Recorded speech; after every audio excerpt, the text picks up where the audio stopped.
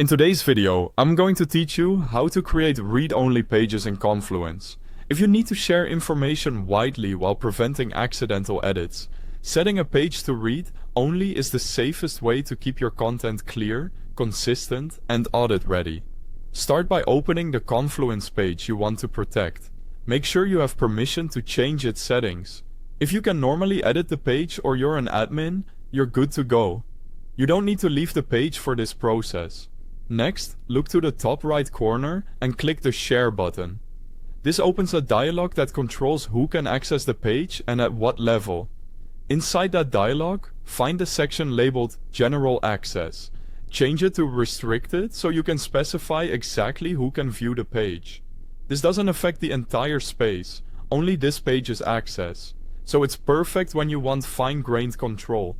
By the way, if you're new to Confluence or want to try it out, there's a link to the official site at the very top of the description, so you can jump right in. Now add the people or groups who should have access. Start typing a name, a team group, or a work email and choose the correct match from the drop-down that appears. Using groups is a great best practice for larger teams, because it keeps permissions consistent without updating them one person at a time. For each person or group you've added, set their permission to Can View. Do not select Can Edit. Choosing Can View gives them read-only access. They can open and read the page, but they won't be able to change the content. When everything looks correct, click Save.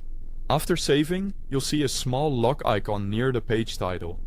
That icon confirms the page is now restricted and effectively read-only to everyone except those you've allowed to view, or an admin with full rights. A few important notes before we wrap up. Restrictions you set here apply only to the current page. They don't automatically cascade to child pages. If you need the same protection elsewhere, repeat the process on each page or review your space level permissions. Also, organization or site admins always retain full access even when a page is restricted, so they can help recover or adjust permissions when needed. Read-only pages are ideal for finalized documentation, standard operating procedures, release notes, and other sensitive information that must remain stable. That's it. You've created a read-only page in Confluence. If this helped, feel free to share it with your team, and thanks for watching.